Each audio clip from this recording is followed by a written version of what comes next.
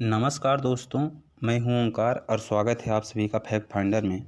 दोस्तों, आज हम इतिहास के एक ऐसे काले दिन की बात करने वाले हैं जिसको इतिहास में ना तो कभी भुलाया गया और ना ही कभी भुलाया जाएगा। जी हाँ दोस्तों, आज हम बात करने वाले हैं 13 अप्रैल 1919 को हुए जलियांवाला बाग हत्याकांड नरसंहार की। दोस्तों, आज हम जानने की कोशिश करते हैं कि यह इतना बड़ा नरसंहार क्यों हुआ और बाद में इसका क्या इम्पैक्ट आज़ादी के लड़ाई में पड़ा।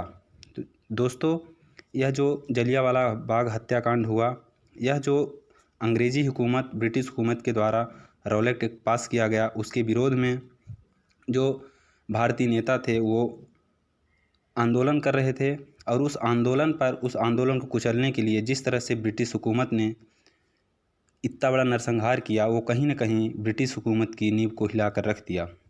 चलिए दोस्तों, जानते हैं इसके बारे में। दोस्तों, बैसाखी का समय था और जैसा कि मैंने बताया कि रॉलेट एक्ट का विरोध चल रहा था, तो हम जान लेते हैं कि रॉलेट एक्ट क्या है, क्यों इसका विरोध भारत में हो रहा था। दोस्तों, यह एक काला कानून था जिसे 18 मार्च 1919 को भारत की ब्रिटिश सरकार द्वारा भारत में उभर रहे राष्ट्रीय आंदोलन को कुचलने के उद्देश्य से निर्मित किया गया था।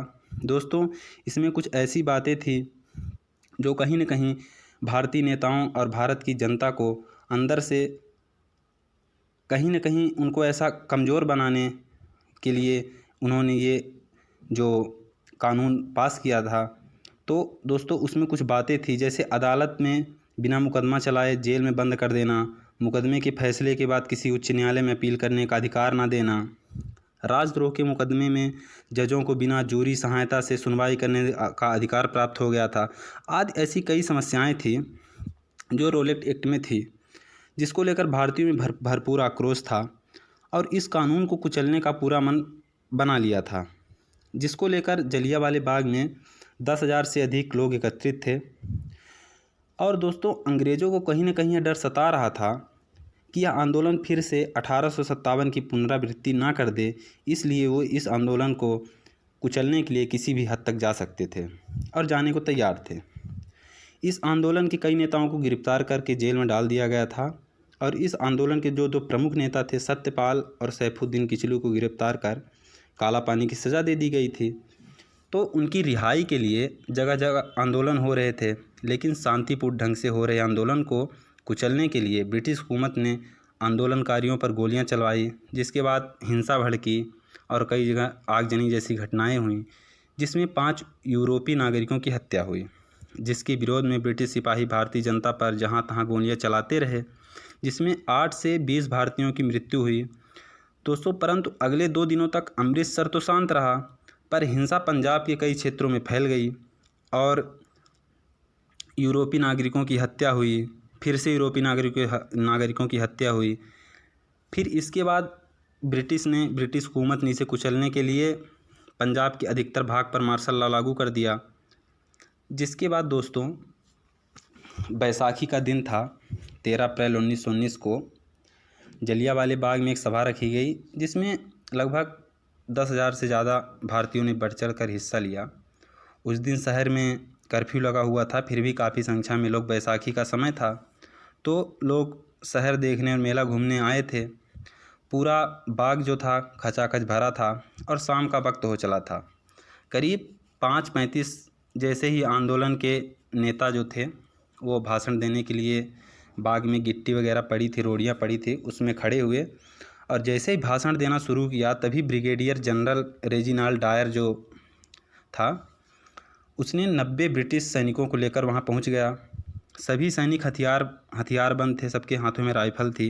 उनको देखते ही नेताओं ने वहां मौजूद लोगों को शांत बैठे रहने को कहा। लेकिन दोस्तों, जो जनरल डायर जो सैनिक लेकर आया था, उन्होंने लोगों को समझने, वहाँ से भागने का मौका नहीं दिया और लगभग 30 सेकंड में डायर ने गोलीबारी करने का आदेश दे दिया और सैनिकों ने चारों तरफ से बाग को घेर लिया था। निहत्थे लोगों पर चारों ओर से घेर कर गोलियां चलाई गई, जिसमें कई सौ लोग मारे गए। वहाँ से निकलने के लिए केवल एक सांकरा रास्ता था दोस्तों, चारों ओर मकान थे, भागने का कोई रास्ता था नहीं। कुछ लोग जान बचाने के लिए बाग में एकमात्र कुएं में कूद गए। कुछ दीवारों से कूदे, बच्चे बूढ़े ना जाने कितने भगदड़ में कुचलकर मारे गए।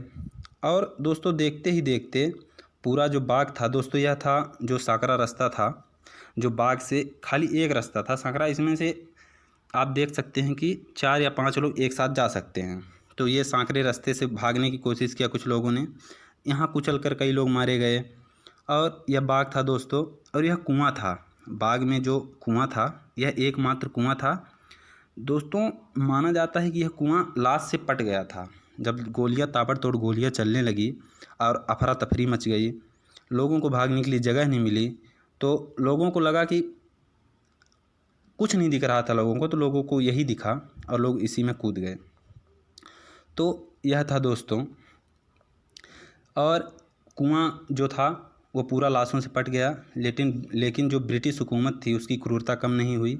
लगभग 2000 से अधिक लोग घायल हुए और 1300 से 1800 लोग मारे गए, जिनमें 41 नाबालिग और एक 6 सप्ताह का बच्चा भी था। दोस्तों आप समझ सकते हैं कि किस प्रकार की क्रूरता हमारे आंदोलन को कुचलने के लिए की गई, किस तरह, किस बेरहमी से मारा गया कि एक नाबालिग को भी नहीं बख्शा गया। लेकिन इसमें भी जो ब्रिटिश हुकूमत ने थी इसमें भी धांधली किया, और जो शहीदों का आंकड़ा था वो कम दिखाया, और उन्होंने जो सरकारी आंकड़ा था उसको 388 शहीदों की सूची दिखाते हैं। और जनरल डायर था जो था यहीं नहीं रुका, इसके बाद वो हम अपने मुख्यालय पहुंच गया जहां ब्रिटिश अधिकारियों का मुख्यालय था, और उन्होंने उनको सूचित किया कि उस पर जो भारतीय फ़ौज ने था वो हमला कर दिया था, जिसके जवाब में उसे यह कार्रवाई करनी पड़ी। और डायर के अधिकारियों ने उसके इस नरसंहार को सही कदम बताते हुए अन्य क्षेत्रों में भी मार्शल लॉ लागू कर दिया। और उस समय के जो वायसराय थे लॉर्ड चेम्सफोर्ड ने जो मार्शल लॉ लागू करने की स्वीकृति दे दी, और फिर से मार्शल लॉ लागू हो गया। लेकिन दोस्तों यह नरसंहार था, इस नरसंहार को दबाया नहीं जा सका, और अंग्रेज़ जो थे, जो ब्रिटिश हुकूमत थी, वो अपनी बेगुनाही साबित नहीं कर पाई। और इस हत्याकांड के बाद रविन्द्रनाथ टैगोर ने विरोध जताया, और उनको जो नाइटहुड की उपाधि मिली थी उसको उन्होंने वापस कर दिया। और गांधी जी ने भी इसका खुलकर विरोध किया, जगह जगह आंदोलन हुए, और गांधी जी यहाँ आना चाह रहे थे अमृतसर, लेकिन उन्हें रास्ते में रोक लिया गया। लेकिन इस घटना के बाद आज़ादी हासिल करने की चाह और बढ़ने लगी, और यह खबर दोस्तों धीरे धीरे पूरे देश में आग की तरह फैल गई, और आज़ादी की चाह रखने वाले बच्चे बच्चे के सिर चढ़कर बोलने लगी। और इसी जलियांवाले बाग की मिट्टी अपने माथे पर लगाकर लोगों ने संकल्प लिया, और फिर उस आँख के सामने फिरंगियों की इरादे नस्तानुबूद हो गए। और जलियांवाले बाग में जिस तरह से अंग्रेज़ों ने क्रूरता की, जनरल डायर ने जिस तरह से वहाँ कहर बरपाया, वह कहीं न कहीं अंग्रेज़ों के जो इरादे थे भारत पर राज करने के, वो नेस्तनाबूद हो गए। और दोस्तों यहीं से अंग्रेज़ों के पतन का कारण शुरू हुआ। इसके बाद लोगों में कहीं न कहीं उत्साह था आज़ादी को हासिल करने का, और क्रोध था। दोस्तों एक बहुत अच्छे कवि हैं, उन्होंने एक कविता लिखी थी जलियांवाले बाग पर कि फिरंगियों के बूट तले रौंदा गया भूभाग हूँ, फिरंगियों के बूट तले रौंदा गया भूभाग हूँ, शवों की ढेर से उत्पन्नित धड़कता आग हूँ, शवों की ढेर से उत्पन्नित धड़कता आग हूँ, निहत्थी सभा पर बंदूकों से निकला राग हूँ, शैशव क्रंदन माँ बहनों का उजड़ा सुहाग हूँ, दमनकारी नीतियों का जलियांवाला बाग हूँ, बैसाखी के पावन दिवस पर लगा काला दाग हूँ, भारतीय वीरों का मैं मन मस्तिष्क दिमाग हूँ, पंजाबी उत्सव हूँ मैं, शोणित लहू का फाग हूँ, देशभक्ति में देशभक्तों का मैं त्याग अनुराग हूँ, यात्राओं से जागृत भूमि जलियांवाला बाग हूँ, फिरंगियों के बूट तले रौंदा गया भूभाग हूँ। तो दोस्तों यह कविता थी।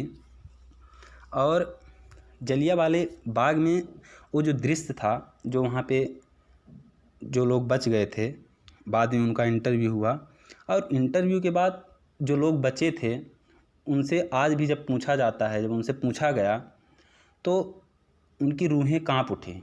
उन्होंने उस मंजर को देखा था, उस मौत के मंजर को देखा था। अब आप इमेजिन कर सकते हैं कि एक चारों तरफ से बंद स्टेडियम टाइप का गोला है और वहाँ पे चारों तरफ से घेर के गोलियां चलने लगी और भागने का कोई रास्ता ना हो, तो आप समझ सकते हैं कि कितनी जान हानि हुई वहाँ, कितने भारतीय वीरों ने वहाँ शहीद हो गए। तो इस तरह से अंग्रेज़ों ने वहाँ क्रूरता की, जो इतिहास में कहीं न कहीं एक उनके लिए, हमारे लिए कहीं न कहीं एक काला दिन ही है। और आज भी हम आज़ादी के लिए शहीद हुए इन वीरों को याद करते हैं और उनको नमन करते हैं। और आज के दिन हम उनके प्रति पूरी निष्ठा, सम्मान आज भी रखते हैं। आशा है दोस्तों आप लोगों को काफ़ी कुछ जानने को मिला होगा इस वीडियो के माध्यम से। नमस्कार दोस्तों, मिलते हैं नेक्स्ट वीडियो में।